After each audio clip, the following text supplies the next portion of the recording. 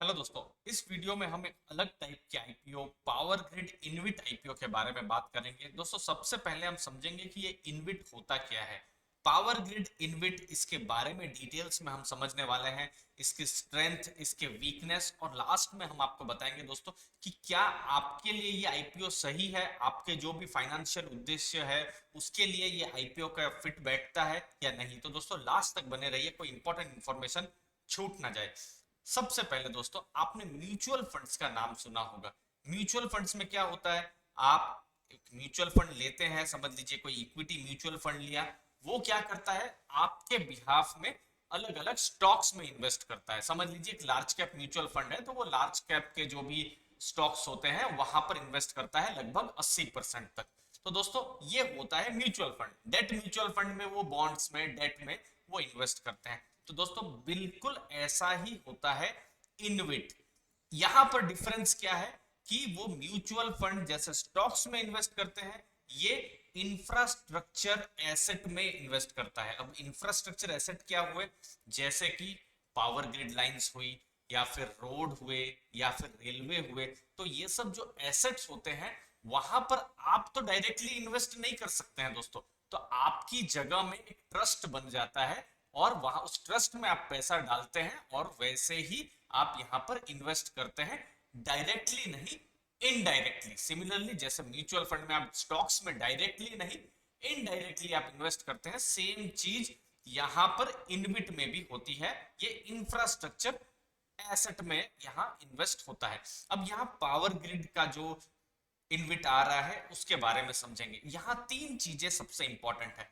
सबसे पहला है स्पॉन्सर। स्पॉन्सर कौन है, यहां पर पावर ग्रिड है। स्पॉन्सर का 100% हिस्सा था। अब जब ये आईपीओ आ जाएगा तो स्पॉन्सर जो है वो अपना हिस्सा 26% कर देगा। अगला कौन है इंपॉर्टेंट, वो है पब्लिक यूनिट होल्डर, यानी आप। अब इस जो पूरा जो ट्रस्ट जो बनेगा, वहां पर पब्लिक का पैसा आएगा, पावर ग्रिड का पैसा आएगा। फिर इसका जो इन्वेस्टमेंट जो है वो कौन मैनेज करेगा, वो है पावर ग्रिड अंचाहार ट्रांसमिशन लिमिटेड।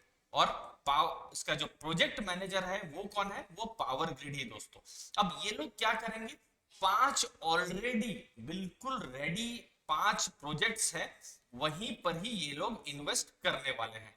जैसे power grid Vizag, power grid Kala AMB, power grid Warora, power grid Parli, और फिर लास्ट में पावर ग्रिड जबलपुर। तो ये पांचों, ये बिल्कुल पांचों बिल्कुल पावर ग्रिड चल रहे हैं, पैसा भी इनका इनके यहां से आ रहा है। अब ये डेट फ्री हो जाएंगे, और यहां पर आप इन्वेस्ट कर रहे हैं डायरेक्टली नहीं, इनडायरेक्टली। देखिए, आप ट्रस्ट में पैसा डालेंगे, ट्रस्ट यहां पर इन्वेस्ट करेगा। आप डायरेक्टली किसी भी पावर प्लांट में, यहां पर पावर ग्रिड में आप इन्वेस्ट यहां पर नहीं, ट्रस्ट के थ्रू में कर रहे हैं। फायदा क्या है, नुकसान क्या है, ये सब भी हम आपको थोड़ी देर में समझेंगे। अब 100% हिस्सा तो देखिए, ये पावर ग्रिड जो हमने देखा, इन जो पांचों जो एसेट्स हैं, अब भविष्य में इन पांच एसेट से अगले छठवां सातवां एसेट भी बन सकता है।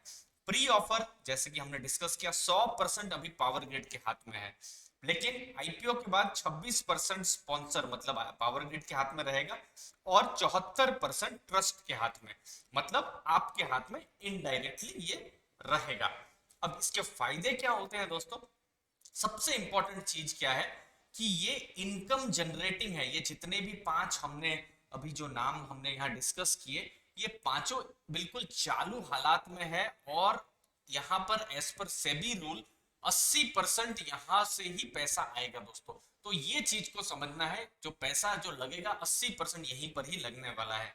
अब जो इनविट होता है उसमें क्या है, पावर ट्रांसमिशन लाइन है, रोड है, गैस पाइपलाइंस है, वहां पर ये पैसे लगते हैं। लॉन्ग टर्म के लिए लगते हैं, ऐसा नहीं है कि जो भी प्रोजेक्ट आया है 1 साल 2 साल के लिए, ये 5 साल के लिए है, ऐसा नहीं है, 20-25 साल के लिए होता है। और जो हमने पावर ग्रिड का पूरा डीआरएसपी जब पढ़ा, तो यहाँ तो 35-35 साल तक का आप लॉन्ग टर्म का यहाँ पर देख सकते हैं। अब जब भी ये इनविट, जो पावर ग्रिड इनविट है, ये लिस्ट होगा तो ये डेट फ्री होने वाला है, तो आपको उसका फायदा है। और अभी तो हमने पांच जो भी स्पेशल पर्पस व्हीकल, या जो पांच हमने एसेट्स की बात की, भविष्य में पांच के छह या सात भी भविष्य में हो सकते हैं, क्योंकि पावर ग्रिड एक तरीके से भारत में अगर बात करें तो बिल्कुल इनकी पावर ट्रांसमिशन में मोनोपोली जैसा है। अब हम बात करेंगे इस आईपीओ के बारे में। इशू साइज होने वाला है 7,734 करोड़ का। प्राइस क्या है 99 से 100 रुपीज, तो मैं 100 रुपीज को यहाँ पर मैं मानूंगा मानक। फिर 1100 शेयर के लिए आप बिड कर सकते हैं। और जैसे कि आईपीओ में होता है 15,000 रुपए की बिड होती है उसके आसपास की, यहाँ पर आपको 1,10,000 रुपए का यहाँ पर बिड करना है। यहाँ पर ऐसा कुछ नहीं होता है रिटेल कोटा है या एचएनआई कोटा, जो एनआईआई कोटा, वैसा कुछ नहीं होता है, एक ही कोटा रहता है दोस्तों। तो ये 1.1 लाख रुपीस का टोटल इन्वेस्टमेंट रहता है दोस्तों।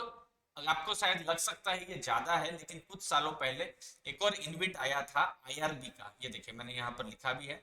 उस समय तो मुझे याद है 10 लाख रुपए का ये इन्वेस्ट करने के लिए रहता था। तो 10 लाख नहीं है, यहाँ तो आपको 1,10,000 का इन्वेस्टमेंट है। फिर अभी आप मार्केट में देखेंगे तो दो इन्विट है, इंडीग्रिड है और इन्विट जो आईआरबी का इन्विट है। अब यहाँ पर जो पावर ग्रिड का इन्विट आ रहा है, ये पहला पीएसयू इन्विट है, मतलब पहली बार कोई गवर्नमेंट कंपनी इन्विट ला रही है as a sponsor.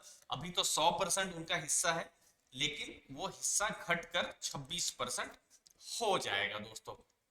Important date आप ध्यान में रख लीजिए, अप्रैल 29 से मई 3, फिर 10 तारीख को अलॉटमेंट, फिर रिफंड 11 मई को और 17 मई को लिस्टिंग होने की बात है पावर ग्रिड इन्विट के बारे में।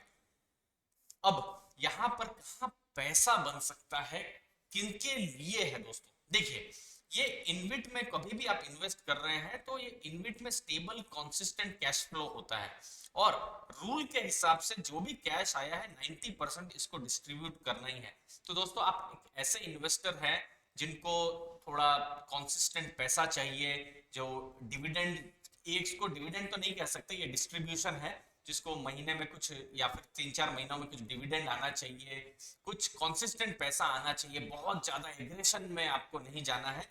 तो उन इन्वेस्टर्स के लिए ये है दोस्तों। तो यहाँ पर जो लॉन्ग टर्म का जो सोच रहे हैं, स्टेबल इनकम जो सोच रहे हैं, वो जो इन्वेस्टर्स हैं उनके लिए इन्विट सही बैठता है। अभी आप अगर आप देखेंगे तो प्री टैक्स यील्ड भी इसकी 9 से 11% तक है। हमने थोड़ी देर पहले जो इंडी ग्रिड है उसका भी हमने रिसर्च किया था, इंडी ग्रिड का लगभग 9% के आसपास है। और जो डेटा अभी बता रहे हैं पावर ग्रिड का जो आईपीओ आ रहा है, इसका 11% के आसपास यील्ड बैठेगी।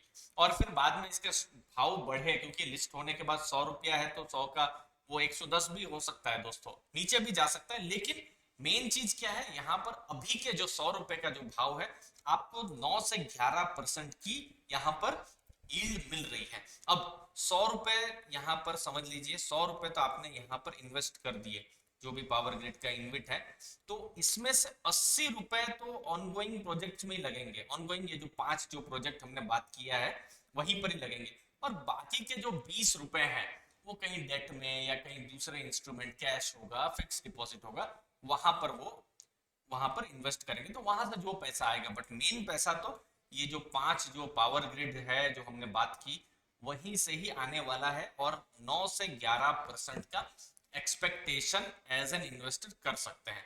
अब स्ट्रेंथ और वीकनेस के बारे में समझेंगे। स्ट्रेंथ, सबसे बड़ा ब्रांड नेम है पावर ग्रिड। पावर ग्रिड महारत्न कंपनी है, पीएसयू कंपनी है जो बहुत ही स्ट्रॉन्ग स्पॉन्सर है, और पूरे भारत की अगर पावर कैपेसिटी है, पावर ट्रांसफर कैपेसिटी 85% वो है। तो एक स्ट्रॉन्ग ब्रांड नेम है जिसके साथ आप यहाँ पर इन्वेस्ट कर रहे हैं। हम यहाँ पर भविष्य में कंसिस्टेंट और स्टेबल कैश फ्लो भी देख सकते हैं, ये जो 5 जो एसेट है उसके द्वारा। अगला इंपॉर्टेंट चीज, ये बहुत ही स्ट्रेटेजिक और क्रिटिकल भी है। मेरा मतलब ये है कि जो पावर ट्रांसमिशन है, पावर है, वो तो बिल्कुल अब बुनियादी जरूरत हो गई है दोस्तों। यहाँ पर एक चीज आपको हमको समझनी है कि बिना इलेक्ट्रिसिटी के तो ना ये वीडियो बन पाएगा, ना ये वीडियो आप देख पाएंगे। तो इलेक्ट्रिसिटी तो बिल्कुल बुनियादी जरूरत है दोस्तों। तो ये एक क्रिटिकल स्ट्रक्चर है। और एक और इम्पोर्टेंट चीज है इसकी रेटिंग। रेटिंग भी हमने देखी, इकरा और केयर की AAA की रेटिंग है लॉन्ग टर्म की, जो कि वन ऑफ द स्ट्रॉन्गेस्ट, या फिर मैं कहूँ कि स्ट्रॉन्गेस्ट रेटिंग जो है वो इनको प्रोविजनल अभी मिली हुई है दोस्तों। तो वो एक एडवांटेज इसको है। बट आप इक्विटी में है तो रिस्क भी आप यहाँ पर ले रहे हैं, तो रिस्क को भी समझना है।